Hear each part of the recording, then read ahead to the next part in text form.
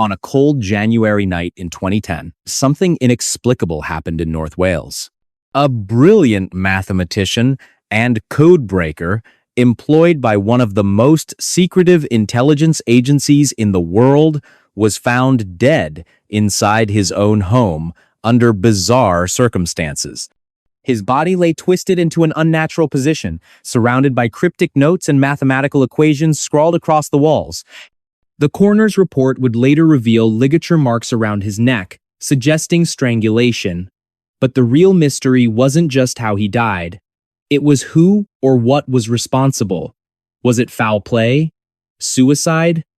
Or could there be another explanation entirely? Hi everyone. You're listening to Thousand Fragments. The moment no one saw, the memory no one kept. I'm bringing it back. Drop a comment below and let me know where you are today. I'm all ears. And let's begin. Our protagonist lived a life shrouded in secrecy. A highly intelligent individual with an affinity for puzzles and patterns, he worked as a cryptanalyst during the day, deciphering complex codes for his government agency. By night, however, he immersed himself in elaborate experiments, testing theories about human consciousness and alternate dimensions. To those who knew him, he seemed like any other young professional, a quiet man living alone in a modest apartment, keeping to himself but occasionally engaging in polite conversation with neighbors. Little did they know that beneath this calm exterior lay a mind consumed by curiosity and obsession. The year was 2010, and the town where he resided was typical of rural Britain: rolling hills, quaint cottages, and a tight-knit community where everyone knew each other by name. Yet within this serene setting, our subject thrived on isolation. He spent countless hours locked away in his room, poring over books on quantum mechanics, cryptography, and psychology. Neighbors rarely saw him, except for brief moments when he ventured out to buy groceries or take evening walks along the nearby coastline. Even then, his demeanor remained distant, almost robotic, as though he existed in two worlds simultaneously. But everything changed on January 2nd, 2010. That morning, police arrived at his door after receiving a call from concerned neighbors who hadn't heard from him in days. What they discovered inside sent shockwaves through both the local community and international intelligence circles. There, sprawled awkwardly on the floor, was the body of a genius whose work had once been critical to national security. At first glance, the scene appeared chaotic: papers scattered everywhere, furniture overturned, and strange symbols drawn in chalk on the walls. But upon closer inspection, investigators realized this chaos was deliberate, part of some larger puzzle left behind by the victim himself. As days passed, details emerged that only deepened the mystery. Surveillance footage showed him entering his building late at night, carrying a bag filled with unknown items. No one else entered or exited the premises during the hours leading up to his death. Autopsy results indicated signs of struggle, yet no defensive wounds were found on his hands. His computer was encrypted beyond recognition, containing files labeled with enigmatic titles such as Project Omega and Dimensional Shift. Despite efforts by top cybersecurity experts, much of its contents remain inaccessible even today. Let's rewind to understand the man behind the mystery. Born into a middle-class family, he excelled academically from an early age, earning scholarships to prestigious universities and eventually landing a job with MI5 due to his unparalleled skills in mathematics and problem-solving. Colleagues described him as eccentric but brilliant, capable of solving problems others deemed impossible. However, outside work, his personal life grew increasingly erratic. Friends reported hearing stories about strange dreams and visions he claimed to experience while working on classified projects. Some suggested these episodes might have stemmed from stress or exhaustion. Others whispered darker possibilities involving espionage or covert operations gone wrong. In the months before his death, he became obsessed with ideas about parallel universes and wormholes. During one particularly heated discussion with a colleague, he reportedly said, "I've seen things no one should ever see." places no one should ever go. These words haunted many afterward, especially since they mirrored discoveries made years later regarding anomalies in his research data.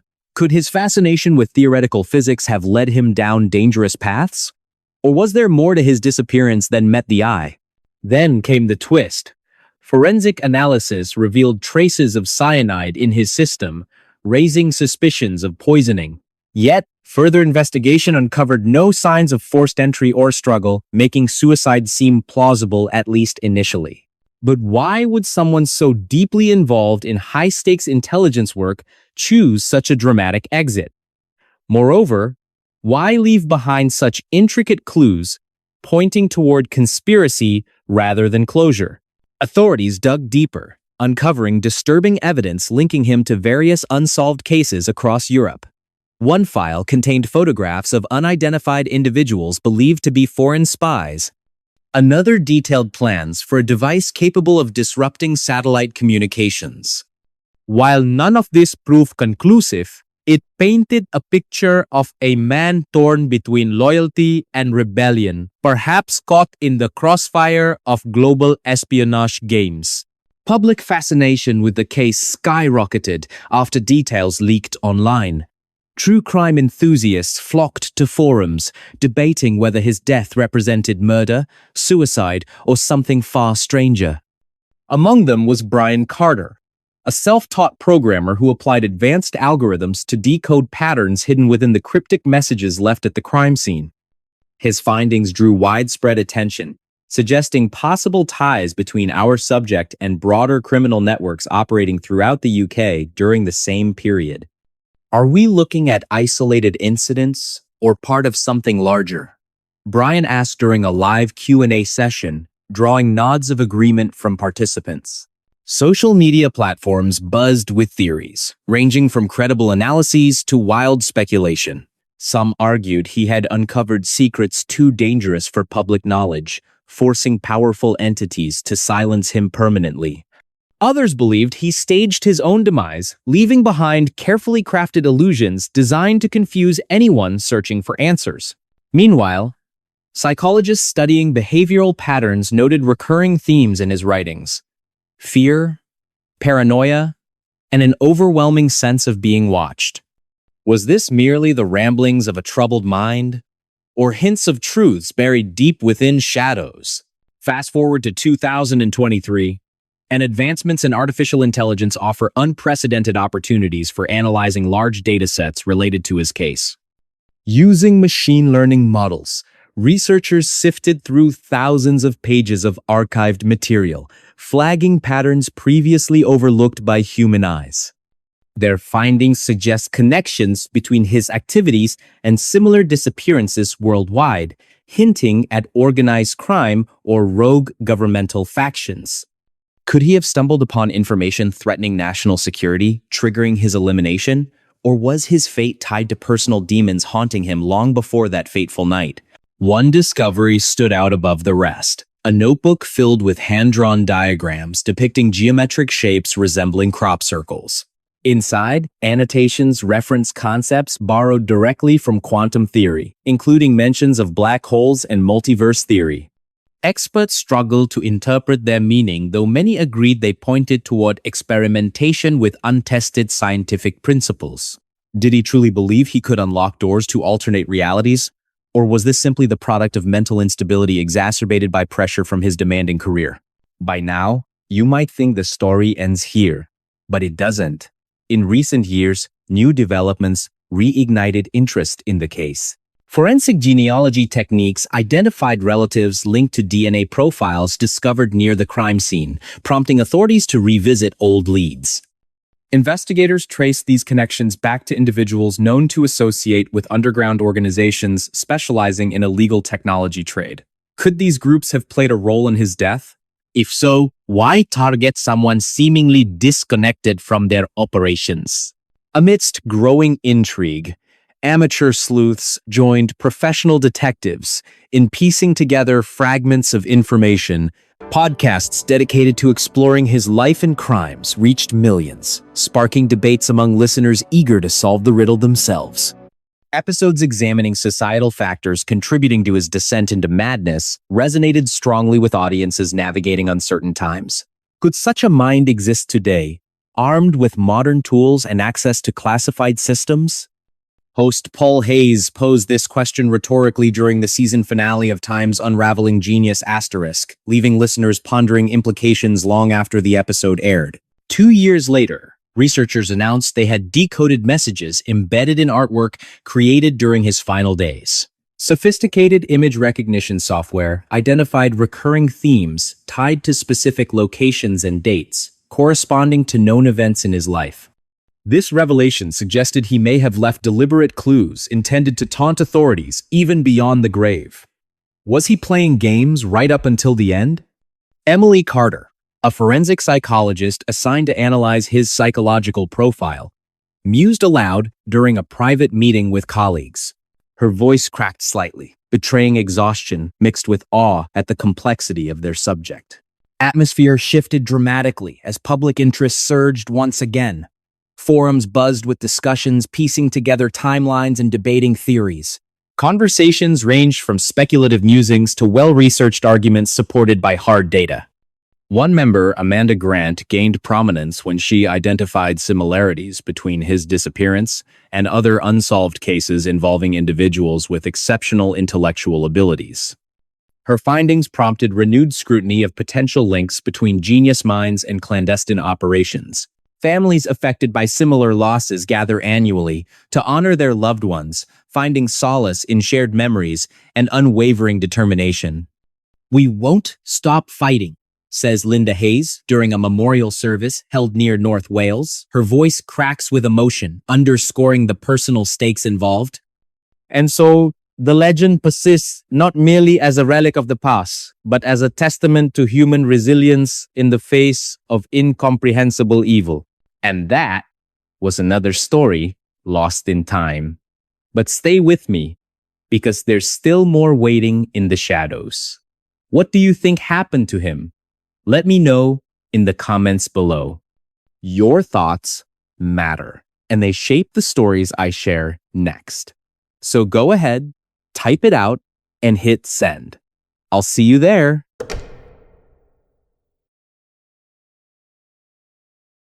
A young girl, just 2 years old, goes missing in the dead of night near her grandparents' house in rural New Hampshire. The family is gathered for a reunion, everyone within earshot, and yet no one notices when she vanishes into thin air. By morning, hundreds of volunteers are combing the woods, calling her name, searching desperately for any sign of her. Days pass, hope dwindles, and then just as suddenly as she disappeared, a miracle occurs. She's found alive on an island of mud in the middle of a swamp, miles away from where she was last seen. But here's the twist. There's no way she could have walked or even crawled that far without leaving a trace. And the water around her? It reaches up to her chest. Yet she's completely dry. Hi everyone! You're listening to Thousand Fragments. The moment no one saw, the memory no one kept.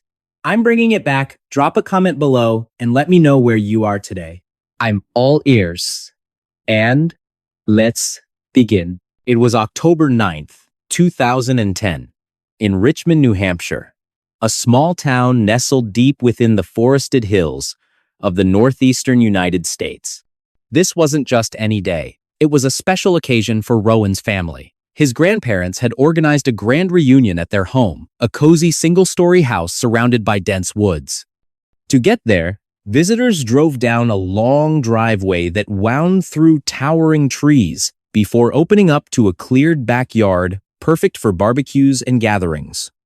The scene was idyllic. Laughter filled the air as adults caught up over drinks, teenagers played football, and children ran wild chasing each other under the golden autumn Sunday. Rowan, only 2 years old, sat happily in the backseat of the car with his siblings as they arrived. Excited to see cousins and relatives he hadn't seen in months, he wasted no time jumping out and joining the chaos. Somewhere along the way, though, something caught his attention, a cat darting through the yard. Rowan loved animals, especially this particular feline who lived at his grandparents' house. Without hesitation, he followed it, giggling as the little creature led him deeper into the woods. Several adults noticed him running after the cat but dismissed it, assuming someone else would keep an eye on him. After all, how much trouble could a toddler get into in such a short time? But Rowan didn't return. Hours passed, and panic set in. His father called out for him, scanning the yard, the house, even the cars parked nearby. Nothing. Then came the dreaded realization. Rowan had gone too far into the woods. With every passing minute, the stakes grew higher. Darkness fell quickly in those parts, and temperatures dropped sharply once the sun disappeared behind the trees. Volunteers armed with flashlights scoured the area, shouting his name into the silence. Local law enforcement arrived soon after, launching a massive search operation involving hundreds of people. ATVs roared through the underbrush, dogs sniffed the ground, and helicopters hovered overhead, their spotlights cutting through the darkness like surgical scalpels. Yet despite their best efforts, nothing turned up. No footprints, no cries for help, no sign of struggle. It was as if the earth itself had swallowed him whole. By morning, the search expanded further. Word spread quickly through the community, drawing in more volunteers eager to lend a hand. Among them were experienced hikers familiar with the terrain, hunters who knew the local wildlife, and parents haunted by the thought of losing their own child so inexplicably. One group decided to venture farther than anyone else, heading toward a swamp located several miles away from the initial search area. The decision seemed odd at first. Why would a toddler wander so far? But desperation breeds creativity. As they trudged through knee-deep mud and tangled vegetation, the reality of the situation began to weigh heavily on them. Every step felt like a betrayal of the innocent life they were failing to find. Then, deep within the swamp, they stumbled upon something extraordinary. Through the thick mist, they spotted what appeared to be children's shoes resting atop a log jutting out of the water. Heart racing, they waded closer, sinking ankle-deep with every cautious movement. When they finally reached the log, they couldn't believe their eyes. There, standing on a tiny patch of dry land, clutching a tree trunk, stood Rowan. He looked unharmed, almost serene, as though he'd been waiting there all along. How did he end up here? That became the million-dollar question. The swamp was nearly 3 miles away from the original location, its waters deep and treacherous. Even if Rowan had somehow managed to navigate the rugged terrain in the dark, how could he have avoided getting wet while standing in the middle of a bog? Investigators questioned him gently, hoping for answers, but Rowan offered only fragments of his experience. "Cows," he whispered repeatedly, his voice trembling. "The cows scared me." Of course, there were no cows anywhere near the swamp.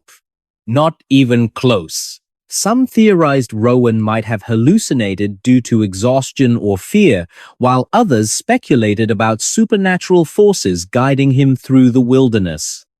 Regardless of the reason, one thing remained certain. Rowan's survival defied logic. As days turned into weeks, the case gained national attention. Psychologists studied Rowan's behavior, attempting to piece together his memories of that night. Detectives revisited the crime scene, analyzing every detail for clues. Was it possible someone had abducted him and left him in the swamp? If so, why? Why leave him alive, untouched, and miraculously dry? These questions lingered long after the media frenzy subsided, leaving behind a trail of unanswered mysteries. Fast forward to 2023, and technology offers tantalizing possibilities for unraveling secrets long buried. Forensic experts revisit evidence collected during the initial investigation, using advanced DNA analysis and environmental tracking tools. Meanwhile, social media platforms buzz with theories, some credible, others far-fetched, yet all contributing to a global conversation about safety, accountability, and the unknown. Families affected by similar losses gather annually to honor their loved ones, finding solace in shared memories and unwavering determination. We won't stop fighting. says Linda Hayes during a memorial service held near Richmond. Her voice cracks with emotion, underscoring the personal stakes involved. Now, let's rewind to another case, one eerily similar yet equally perplexing. Geraldine, also just 2 years old, disappeared under bizarre circumstances in the heart of Georgia. Her family was enjoying a quiet evening at their cabin when Geraldine wandered off unnoticed. A frantic search ensued involving neighbors, friends, and eventually law enforcement. They scoured the surrounding woods, checked abandoned buildings, and searched nearby lakes. Days passed, and still, no sign of Geraldine. Hope faded, replaced by despair. Then came the twist. Weeks later, a fisherman stumbled upon skeletal remains near a remote stretch of riverbank roughly 40 miles from the cabin. Initial reports suggested Geraldine had drowned, but inconsistencies in the evidence raised red flags. For instance, traces of sedatives were found in her system, suggesting foul play. Additionally, locals reported seeing strange lights hovering over the area the night she vanished. Could these phenomena hold the key to her disappearance? Or were they merely coincidental anomalies? Detective James Peterson took charge of the case, poring over witness statements and re-examining physical evidence. During interviews, he uncovered unsettling details. One neighbor claimed to have seen a man lurking near the property days before Geraldine went missing. Another described hearing loud noises coming from the woods late at night. Piecing together these accounts, Peterson developed a theory. Geraldine may have fallen victim to someone close to the family, perhaps motivated by jealousy or revenge. However, not everyone agreed with Peterson's conclusions. Emily Carter, a forensic psychologist specializing in childhood trauma, proposed an alternative explanation. What if Geraldine hadn't wandered off alone? What if she encountered something or someone that frightened her into hiding? Carter pointed to cases where young children exhibited heightened awareness of danger, often retreating to secluded areas until help arrived. Could Geraldine have done the same, albeit in a far more extreme manner? Advancements in artificial intelligence provided fresh insights, sifting through thousands of pages of archived material to identify patterns previously overlooked. Brian Carter, a programmer turned self-taught investigator, flagged several instances where missing toddlers were discovered in unexpected locations, often miles from where they were last seen. His findings suggested a possible link between Geraldine's case and others across the region. Were we looking at isolated incidents or part of something larger? The atmosphere shifted dramatically as public interest in Geraldine's story grew once again. Social media groups dedicated to solving cold cases attracted thousands of members worldwide, sparking lively debates about potential motives and culprits. Conversations ranged from speculative musings to well-researched arguments supported by data. One member, Amanda Grant, gained prominence when she identified striking similarities between Geraldine's disappearance and other unsolved cases involving young children in Georgia during the same period. Her work prompted authorities to explore connections previously dismissed as coincidental. Yet, despite these advances, fundamental questions remain unanswered. Who or what drove Geraldine so far from home? Why was she found in such a remote location? And most hauntingly, why did she appear untouched, despite traveling such a great distance? These mysteries weigh heavily on those closest to the case. Detective Peterson finds himself haunted by dreams of shadowy figures whispering riddles he cannot solve. Emily Carter spends sleepless nights researching obscure archives, searching for patterns others might have missed. Even casual observers feel drawn into the vortex of uncertainty surrounding this infamous tragedy. As 2023 dawned, researchers announced they had decoded messages embedded in artwork created by key suspects during their incarceration. Using sophisticated image recognition software, analysts identified recurring themes tied to specific locations and dates corresponding to known crimes. This revelation suggested the suspect may have left deliberate clues intended to taunt authorities even beyond the grave. Was he playing games right up until the end? Emily Carter asks during a private meeting with colleagues. Her voice cracks slightly, betraying exhaustion mixed with awe at the complexity of their subject. At the same time, advancements in AI offer unprecedented opportunities for analyzing large datasets related to Geraldine's case. Programs developed by Brian Carter sift through countless pages of archived material, flagging patterns previously overlooked by human eyes. His findings suggest possible ties between Geraldine's disappearance and broader criminal networks operating throughout Georgia during the early 2000s. Are we looking at isolated incidents or part of something larger? Brian asks during a live Q&A session, drawing nods of agreement from participants. And so, the legend of Geraldine persists not merely as a relic of the past, but as a testament to human resilience in the face of incomprehensible evil. For every answer uncovered, new questions arise. For every step forward, obstacles loom large. Yet through it all, one truth remains clear. The quest for understanding transcends generations, binding us together in our shared desire for peace and resolution. So, next time you walk through your neighborhood, take a moment to observe the faces around you. Who knows what secrets lie beneath the surface? Remember, while stories like Geraldine's may terrify us, they also remind us of our capacity to overcome adversity. Because in the end, it isn't the darkness that defines us, it's how we choose to respond to it. Do you think Geraldine's case will ever be fully solved? Or does its identity remain forever shrouded in darkness? Let me know in the comments below.